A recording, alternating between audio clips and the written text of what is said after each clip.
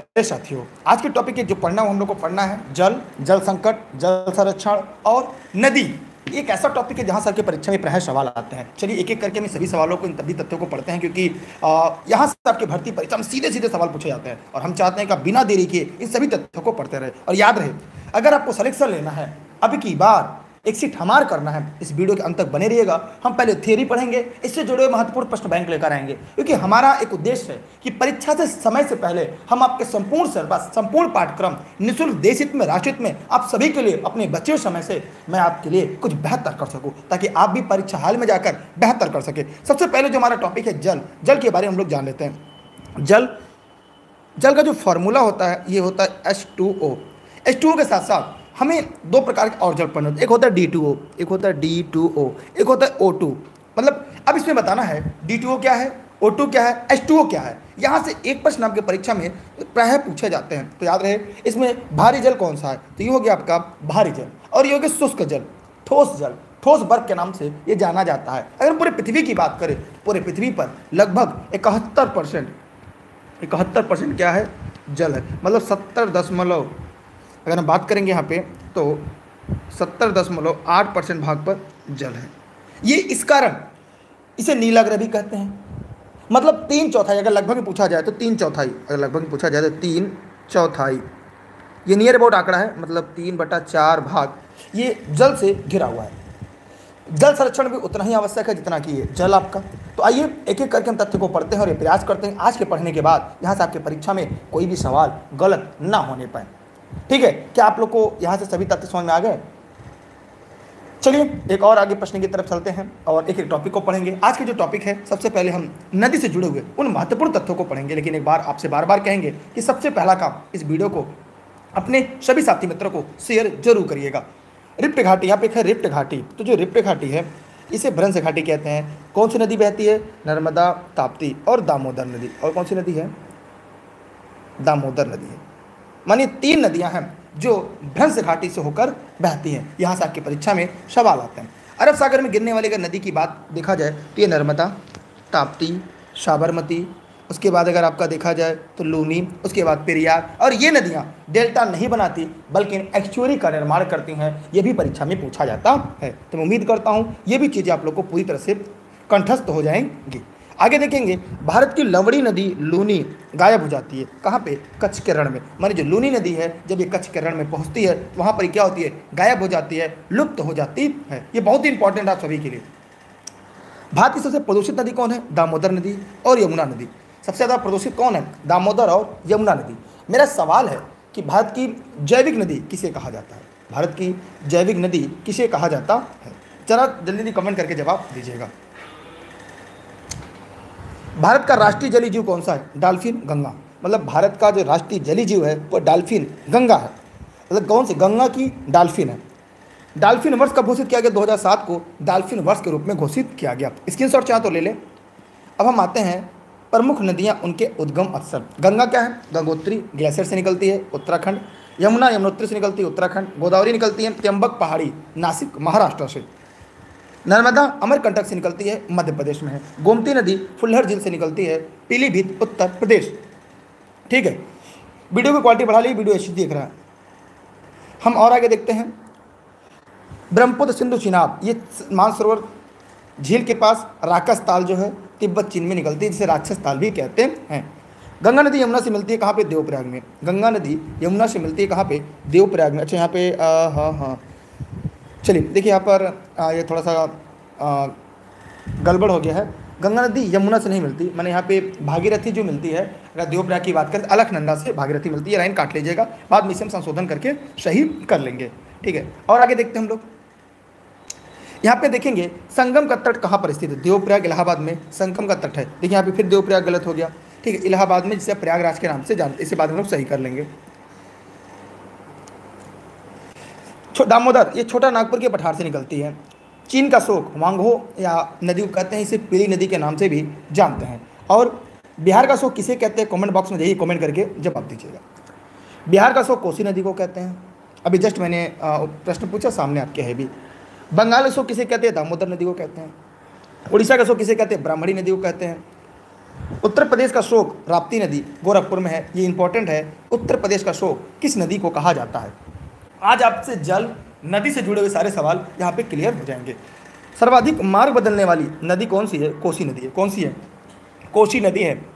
काली नदी किसे कहते हैं? शारदा नदी को काली नदी के नाम से भी जानते हैं। वह नदी जो डेल्टा नहीं बनाती, नर्मदा और ताप्ती, माने वह नदी जो डेल्टा नहीं बनाती वह नर्मदा और ताप्ती है। ठीक है। विश्व का सबसे बड़ा नदी द्वीप कौन सा है? मांजुली नदी द्वीप ब्रह्मपुत्र नदी पर है, असम में। और आगे चलते हैं। विश्व की सबसे लंबी नदी नील नदी मिस्र में है। विश्व की सबसे बड़ी नदी अमेजन नदी अमेरिका में है। एशिया की सबसे बड़ी लंबी नदी क्या है? यांग टिसी क्यांग, ये आपका चीन में है। ठीक है, इसकी भी स्क्रीनशॉट अपने पास आप लोग सुरक्षित रख ले। वैसे नोट्स आप घर बैठे प्राप्त कर सकते हैं। चलते हैं एक और अगले प्रश्न की तरफ। नदियों किनारे बसे शहर, जहाँ से आपकी परीक्षा में सवाल पूछे जाते हैं। नदी का नाम गंगा नदी कहाँ कहाँ? वाराणसी, हरिद्वार, कानपुर, पटना, प्रयागराज, इलाहाबाद, ये सभी वहाँ पर बचे हैं। गंगा नदी के किनारे गंगा यमुना सरस्वती का संगम होता है यहाँ पर इलाहाबाद प्रयागराज में। दिल्ली, आगरा, मथुरा यमुना नदी किनारे है। उज्जैन काफ़ी इंपॉर्टेंट है, बार बार पूछा जाता है। उज्जैन क्षिप्रा नदी किनारे। अहमदाबाद साबरमती किनारे। सूरत ताप्ती, गोरखपुर राप्ती, लखनऊ जौनपुर गोमती। आपका शहर किस नदी किनारे बसा है? कमेंट बॉक्स में कमेंट करके बताइए, जो आपका शहर है वो किस नदी के किनारे बसा हुआ है। सभी साथी फटाफट कमेंट करें यार, वीडियो को शेयर करिए। पणजी गोवा में है राजधानी, कहाँ? मांडवी नदी किनारे। हैदराबाद मूसी नदी किनारे। श्रीनगर झेलम नदी किनारे। नासिक गोदावरी नदी किनारे। ठीक है, ये हो गया आपका नदी से जुड़े महत्वपूर्ण प्रश्न। आइए कुछ बांध से जुड़े प्रश्न को पढ़ लेते हैं, जहाँ से आपकी परीक्षा में सीधे सवाल पूछे जाते हैं। भारत का सबसे ऊंचा बांध टिहरी बांध उत्तराखंड। भारत का सबसे लंबा बांध हीराकुंड बांध महानदी उड़ीसा में। कोयना बांध कोयना नदी महाराष्ट्र में है। और माता टीला बांध रानी लक्ष्मीबाई बांध कहाँ पर है? ये बेतवा नदी पर है। और बेतवा नदी पर किस जगह है? तो ये आपको ललितपुर में मिलेगा। कहाँ पे? ललितपुर में। तो अगर आप लोगों ने इस प्रश्न का उत्तर ये बताया है, इसका मतलब आप लोगों ने सही बताया है। ठीक, आगे हम लोग देख लेते हैं भारत का एकमात्र गुरुत्वीय बांध कौन है? तो भाखड़ा नागर बांध सतलुज नदी पर है, जो पंजाब में ये एकमात्र गुरुत्वीय बांध है। बाण सागर, जवाहर सागर, महात्मा गांधी सागर बांध कहाँ पर है? चंबल नदी राजस्थान। कहाँ पर है? चंबल नदी राजस्थान। मोस्ट इंपॉर्टेंट, बाण सागर, जवाहर सागर, महात्मा गांधी सागर बांध ये चंबल नदी राजस्थान में है। अब एक सवाल है जो परीक्षा में बार बार पूछा जाता है। देखिए, नोट्स के लिए आप लोग इस नंबर पर व्हाट्सएप करके जानकारी ले सकते हैं। घर बैठे संपूर्ण नोट्स आपको यहाँ से उपलब्ध हो जाएगा। और यह क्लास जौनपुर जनपद के सिराजे हिंद से आप सभी के लिए निःशुल्क लाइव चल रही है, देश हित में राष्ट्रहित में। कह रहा है कि कावेरी जल विवाद कहाँ है? कर्नाटक और तमिलनाडु के बीच में है। सिंधु जल विवाद भारत का 20% और पाकिस्तान 80% है। आगे हम लोग देखेंगे दामोदर नदी को कहते हैं जैविक मरुस्थल। ये प्रश्न आपकी परीक्षा में पूछा जा चुका है और एकदम यूनिक और इंपॉर्टेंट सीरीज है। दामोदर नदी को जैविक मरुस्थल के नाम से जानते हैं। फरक्का परियोजना गंगा नदी पश्चिम बंगाल में है। सरदार सरोवर नर्मदा बांध जो है परियोजना गुजरात में है, नर्मदा नदी पर। पेरियार परियोजना पेरियार नदी केरल में है। मयूराक्षी ये बंगाल में है। रेहंद नदी परियोजना उत्तर प्रदेश में है। काफ़ी महत्वपूर्ण है, जो परीक्षा में बार बार आपकी पूछा जाता है। स्क्रीनशॉट सभी लोग कर लीजिएगा। ये निःशुल्क क्लास आप सभी के लिए देश हित में राष्ट्रहित में है, क्योंकि अब की बार एक सीट हमार। अगला है, अब आते हैं प्रश्नोत्तर की तरफ बढ़ते हैं। किसकी तरफ? तो हम लोग कहते हैं प्रश्नोत्तर की तरफ तेजी से बढ़ते हैं और ये कोशिश करेंगे आज की क्लास आपकी जल्दी से समाप्त हो जाए और आप लोग सिलेक्शन के और करीब आ जाएं। चलिए, निम्नलिखित में से कौन से जैविक संसाधन नहीं है? शुद्ध जल, कोयला, पेट्रोलियम, मछली। फटाफट कमेंट करके बताइएगा निम्नलिखित में कौन जैविक संसाधन नहीं है। सभी लोग फटाफट कमेंट करें जितने लोग इस वीडियो को लाइव देख रहे हैं। देखिए, यहाँ पर होगा शुद्ध जल, ये आपका जैविक संसाधन नहीं है। कोयला है, पेट्रोलियम है, मछली है, लेकिन शुद्ध जल नहीं है। ठीक, अच्छा, भारी जल किसे कहते हैं? भारी जल, भारी जल यह है आपका D2O। ठीक, यह परीक्षा में सवाल पूछा जाता है। इसका प्रयोग कहाँ किया जाता है? कमेंट बॉक्स में कमेंट करिए। अगला, निम्नलिखित में कौन जल पुरुष के नाम से जाना जाता है? ये ई-लर्निंग विद दुर्गेश के नोट्स में होगा, पहला पेज में ही आपको नोट्स मिल जाएगा। बताइए, जल पुरुष किसे कहा जाता है? बहुत आसान प्रश्न है। राजेंद्र सिंह को जल पुरुष के नाम से जाना जाता है। जी हाँ, सभी लोगों ने एकदम सही जवाब दिया है। ये फटाफट सीरीज चलेगी आपके लिए। अगला है कि पीने के पानी को शुद्ध करने के लिए निम्नलिखित गैसों में से किसका प्रयोग में लाया जाता है? Sulphur dioxide, chlorine, fluorine, carbon dioxide. बताइए जल्दी जल्दी फटाफट कमेंट करके। ये यूनिक प्रश्न है, यहाँ से परीक्षा में आपके बार बार सवाल आते हैं। क्या आप लोग वीडियो को शेयर नहीं करेंगे क्या? वीडियो फेसबुक पेज, यूट्यूब पर सभी पे निःशुल्क लाइव चल रहा है। जी हाँ, ये क्लोरीन इस प्रश्न का सही जवाब होगा। माने बी वालों के जवाब पूरी तरह से सही है। ठीक है, बी वालों के जवाब क्या है, पूरी तरह से सही है। क्लोरीन का सही जवाब है। जल प्रदूषण निवारण तथा नियंत्रण अधिनियम किस वर्ष लागू किया गया? 1980, 74, 1981। फटाफट जल्दी बताइए, क्योंकि आज की सीरीज के बाद अगली सीरीज कुछ देर के बाद होगी, जिसका लिंक आपको टेलीग्राम पर मिल जाएगा। एकदम सही आप लोगों ने बताया है, 1974। माने जल प्रदूषण निवारण तथा नियंत्रण अधिनियम किस वर्ष लागू किया गया? 1974 में। जल दिवस कब मनाया जाता है, जरा कमेंट करके बताइएगा। जल दिवस कब मनाया जाता है? कमेंट सेक्शन में जाइए और कमेंट करके बताइएगा। सभी लोग जितने लोग इस वीडियो को लाइव देख रहे हैं, क्योंकि अब की बार एक सीट हमार। अगला है water prevention and control of pollution act लागू कब किया गया? 1973, 1975, 1977, 1979। सभी लोग जल्दी जल्दी कमेंट करके जवाब देते रहिए, जल्दी जल्दी जवाब देते रहिए। चलिए इसी के साथ साथ मैं छोटा छोटा इसमें टॉपिक भी लेकर आता हूँ। रिसाव टैंक क्या होता है? मेरा सवाल है आप सभी से, जल में ही हम लोग को पढ़ना है रिसाव टैंक। ये रिसाव टैंक क्या होता है? ये कृत्रिम रूप से सतह पर जल निकाय होते हैं। ये बारिश के पानी को यहाँ जमा किया जाता है। इसमें जो पानी संचित होता है वो धीरे धीरे रिस कर जमीन के भीतर जाता है। इसे हम रिसाव टैंक सिस्टम के नाम से जानते हैं। यहाँ पर इस प्रश्न का उत्तर क्या होगा, सभी लोग बताइए। यहाँ पर होगा 1977, मान 1977 इस प्रश्न का सही जवाब है। ठीक है, आगे बढ़ते हैं अगले प्रश्न की तरफ। पेयजल में संख्या प्रदूषण कहाँ पर? ये भी मैंने पढ़ाया, अगर आप लोग लर्निंग विद दुर्गेश पर लगातार पढ़ रहे होंगे ये सीरीज आपको पता होगा। पेयजल में संख्या प्रदूषण सर्वाधिक कहाँ पर है? सभी लोग फटाफट कमेंट करें। अच्छे, आपको बताना है रेन वाटर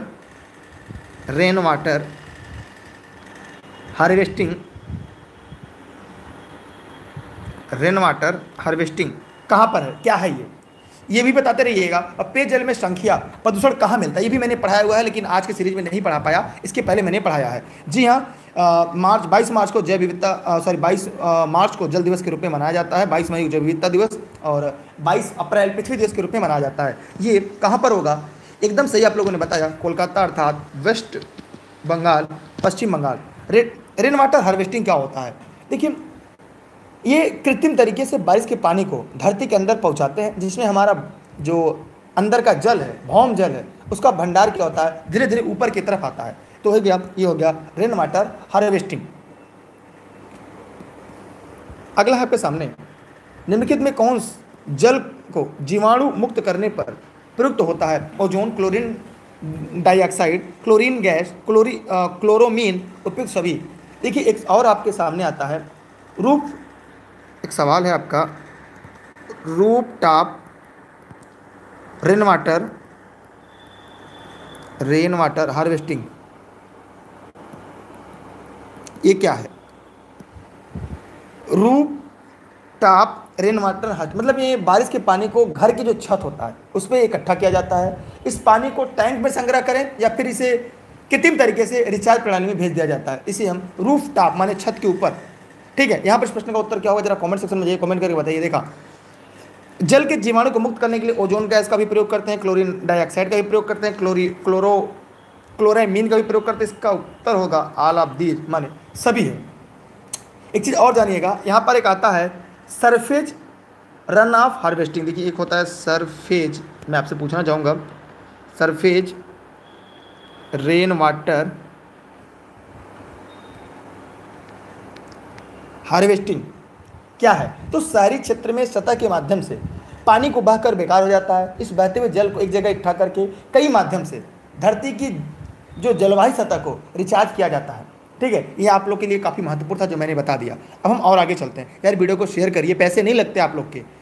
हाँ, नोट्स आपको लेनी दुर्गेश से घर बैठे प्राप्त कर लीजिएगा, महत्वपूर्ण है, नोट्स आप लोग जरूर ले लीजिएगा, क्योंकि आपकी परीक्षा में काफ़ी मददगार हो जाएंगे। किस वर्ष भारत सरकार द्वारा केंद्रीय गंगा प्राधिकरण का गठन किया गया? सभी लोग फटाफट कमेंट कर बताएं, किस वर्ष गठन किया गया? जल्दी जल्दी कमेंट कर बताइए, सभी लोग फटाफट कमेंट करके। जी एकदम सही बताया आप लोगों ने, 1985, 1985 आप लोग का एकदम जवाब सही था। 1985 ये रट लीजिएगा, आपके सवाल परीक्षा में सीधे सीधे पूछे जाते हैं। अगला है आपके सामने, भारत में केंद्रीय गंगा प्राधिकरण की स्थापना कब की गई? भारत में केंद्रीय गंगा प्राधिकरण की स्थापना कब की गई? सभी लोग फटाफट कमेंट करके बताएं। जी हाँ, एकदम आप लोगों ने सही बताया, 1985।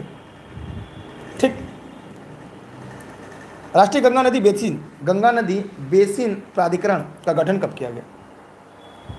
यहाँ पर होगा ये फरवरी 2009 में। इसका उत्तर क्या होगा? मैं आपका ज़्यादा समय नहीं लूँगा क्योंकि जल्दी से क्लास ख़त्म करनी है, क्योंकि आप लोग शेयर नहीं कर रहे हैं। तो ये फरवरी 2009 में इस प्रश्न का सही उत्तर होगा। यहाँ पे बेसिन शब्द जुड़ गया है। और केंद्रीय गंगा प्राधिकरण 1985 था। झारखंड राज्य गंगा नदी संरक्षण प्राधिकरण कब गठित की गई? और झारखंड में गंगा नदी की लंबाई 40 किलोमीटर है। झारखंड में जो गंगा नदी है वो कितनी लंबी है? 40 किलोमीटर है।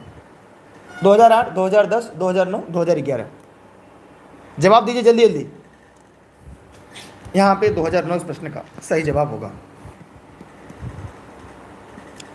यमुना एक्शन प्लान औपचारिक रूप से प्रारंभ किया गया। यमुना एक्शन प्लान औपचारिक रूप से प्रारंभ किया गया कब? 1991 में, 1992 में, 1993 में, 1994 में। कब किया गया? थोड़ा जल्दी जल्दी कमेंट सेक्शन में जाइएगा और कमेंट करके बताइएगा। जी हाँ मेरे प्यारे साथियों, इस देश के निर्माताओं, क्योंकि अब की बार एक सीट हमार। देखिए यमुना एक्शन प्लान औपचारिक रूप से कब प्रारंभ किया गया था? तो ये है 1993 में। कब? 1993 में। सी वालों के जवाब पूरी तरह से सही हैं। ठीक है, सी वालों के जवाब क्या है? पूरी तरह से सही है। 1993 में यमुना गंगा एक्शन प्लान औपचारिक रूप से।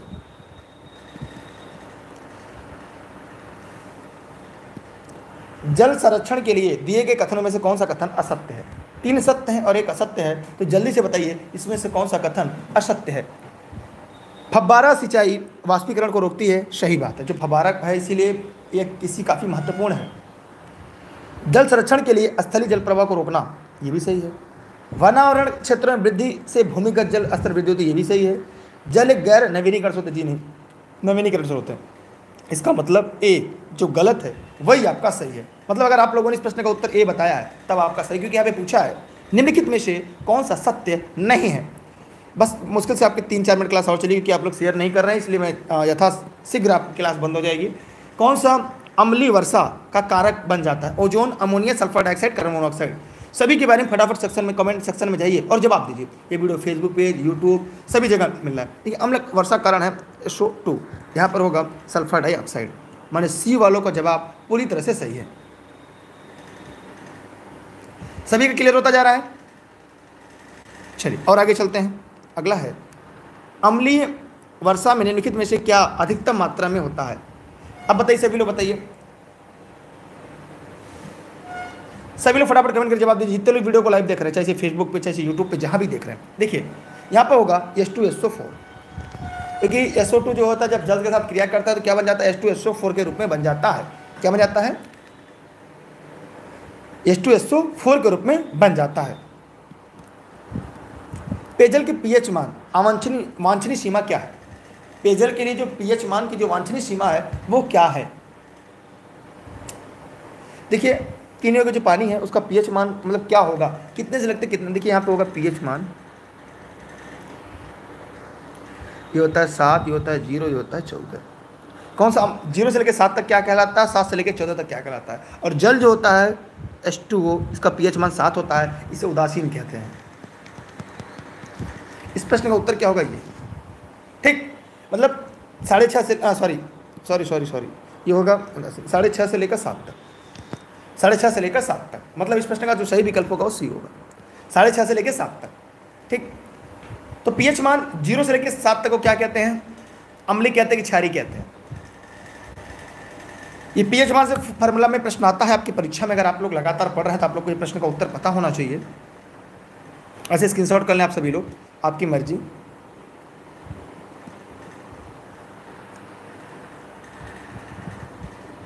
आगे, अपशिष्ट जिनकी प्राप्ति जल मल द्वारा होती है क्या कहलाती है? सैनिटरी अपशिष्ट, औद्योगिक अपशिष्ट, गार्बेन, इलेक्ट्रॉनिक अपशिष्ट, क्या कहलाती है? जल्दी जल्दी फटाफट कमेंट करके जवाब दें।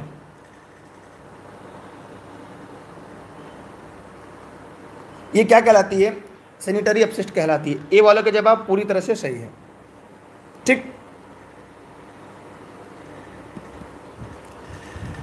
थोड़ा तेज पढ़ाएंगे। अम्लीय वर्षा निम्नलिखित में से किन कारणों से होती है? जीवाश्म ईंधन को जलाने से NO2 SO2 से का अधिक उत्सर्जन की वजह से, कोल उद्योग द्वारा NH3 की जी नहीं, अपशिष्ट के दहन से जी नहीं, नागरिक कचरों के जमा जी नहीं, NO2 SO3 मतलब SO2, इसका मतलब क्या है? ए वालों के जवाब सही। जीवाश्म ईंधन को जलाने से NO2 एवं SO2 का अधिक उत्सर्जन होता है, उसकी वजह से अम्ल वर्षा होती है। माने ए वालों के जवाब सही है। अगर आपने इस प्रश्न का उत्तर ए बताया है, इसका मतलब आप सभी के जवाब पूरी तरह से सही हैं। निम्नलिखित में से कौन सा जीवाणु गंगा नदी में पाया जाता है? मोस्ट इंपॉर्टेंट, परीक्षा में पूछा जाता है। कौन सा जीवाणु गंगा नदी में पाया जाता है? सभी लोग बताइएगा। डिप्लोकाकस जीवाणु जी नहीं, स्टेफाइलोकास काकस जीवाणु नहीं पाया जाता, स्टेफाइलोकाकस, स्टेप्टोकाकस नहीं। क्या पाया जाता है बताइए?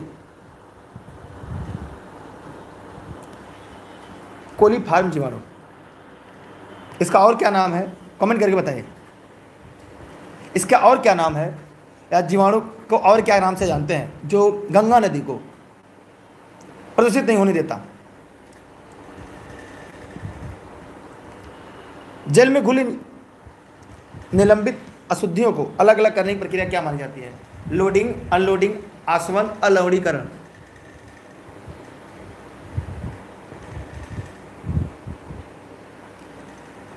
देखिए, जल में घुली निलंबित अशुद्धियों को अलग अलग करने की प्रक्रिया मानी जाती है, क्या मानी जाती है? कमेंट बॉक्स में ये जवाब दीजिएगा, आसवन। ये रट लीजिएगा, प्रश्न हूबहू परीक्षा में आता है, ये NCERT के सवाल हैं। क्या हो गया? आसवन इसका सही जवाब है। जल जनित रोग क्या है इसमें? Diphtheria, tetanus, hepatitis, malaria. बताइए जल जनित रोग इसमें कौन सा है? हेपेटाइटिस। सी वालों के जवाब पूरी तरह सही है, हेपेटाइटिस का सही जवाब होगा। क्या होगा? हेपेटाइटिस प्रश्न का सही जवाब है।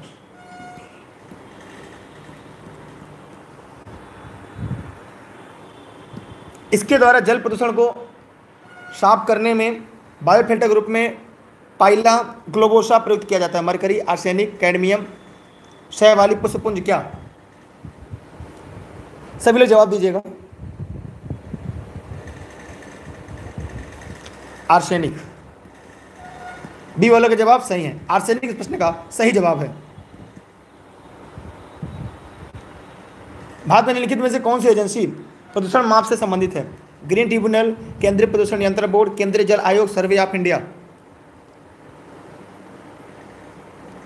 केंद्रीय प्रदूषण नियंत्रण बोर्ड। बी वालों के जवाब पूरी तरह से सही है। आर्सेनिक द्वारा जल प्रदूषण सबसे ज्यादा कहां होता है? पश्चिम बंगाल। शुरुआत में मैंने बताया था पश्चिम बंगाल। जल समस्या का निराकरण संभव है। जल समस्या का निराकरण संभव है। जल अपव्यय रोककर, समुचित जल प्रबंधन कर, वाटर हार्वेस्टिंग द्वारा। इसमें से सभी जल अपव्यय को रोककर, समुचित जल प्रबंधन कर, वाटर हार्वेस्टिंग के द्वारा। इसका मतलब है आलाप दीज। सी डी वालों का उत्तर सही है। जितने लोग इस प्रश्न का उत्तर डी बताया है उन सब के जवाब सही हैं। भारत के किस देश के साथ जल संरक्षण के लिए समझौता किया गया? तो आपको पता है आपके पड़ोसी देश के साथ किया गया, बांग्लादेश। किसके साथ? बांग्लादेश के साथ। डी वालों के जवाब सही है। निम्न किस गैस को वर्षा के पानी में घुलने से वर्षा का पानी अम्लीय हो जाता है? Hydrogen peroxide, nitrogen monoxide, carbon dioxide, sulphur dioxide. तो आपका उत्तर है SO2 माने सल्फर डाइऑक्साइड। डी वालों के जवाब पूरी तरह से सही हैं। ठीक है, डी वालों के जवाब क्या है? सही है। वर्षा जल संग्रहण क्या है? वर्षा जल संग्रहण क्या है? प्रयुक्त जल संग्रहण और भंडारण, वर्षा जल का जमा और भंडारण, यही इसका सही उत्तर है। डी वालों का जवाब यही है। ठीक है, अगला, पीने के लिए सुरक्षित पानी को क्या कहते हैं? देखिए, आप लोग ऑनलाइन क्लास नोट्स के संबंध में अगर कोई जानकारी चाहिए इस नंबर पर आप लोग व्हाट्सएप करके जानकारी ले सकते हैं। यह क्लास जौनपुर जनपद के सिरादेन से आप सभी के लिए निःशुल्क लाइव चल रही है। ये मेरे द्वारा क्लास निःशुल्क है। घर बैठे नोट्स प्राप्त करने के लिए नंबर पर व्हाट्सएप कर सकते हैं। लर्निंग विद दुर्गेश ऑफिस से आपको मिल जाएगी। एज ए गेस्ट के रूप में हम पढ़ाते हैं। कुछ देर के बाद अगली क्लास आपकी चलने वाली है जो आपके सिलेबस के आधार पर है, इसलिए आप लोग तुरंत अगली क्लास में जुड़ जाइएगा, जिसका लिंक आपको टेलीग्राम पर मिलेगा। टेलीग्राम पे दुर्गेश सर सर्च करके जुड़िएगा। Instagram, Twitter, YouTube e learning with Durgesh है। ये है पीने योग्य पानी। क्या हो गया? पीने योग्य पानी। आसुत जल किसे कहते हैं? जो शुद्ध जल होता है जिसमें से उसकी मिनरल खनिज लवण को निकाल लिया जाता है, तब उसे हम आसुत जल कहते हैं। खासकर जो बैटरी में पानी डाला जाता है उसे हम आसुत जल के नाम से जानते हैं। इसलिए इस प्रश्न का जो सही उत्तर होगा वह आपका ए होगा। ठीक है, आप लोग ध्यान से पढ़ लीजिएगा। बाकी सभी जो क्लास है आपको उसकी लिंक आपको टेलीग्राम पर मिल जाएगी। टेलीग्राम पर सभी लोग दुर्गेश सर सर्च करके ई लर्निंग विद दुर्गेश पर जुड़ जाइएगा। कुछ देर के बाद आपकी अगली क्लास होगी जो आपके सिलेबस के अकॉर्डिंग होगी।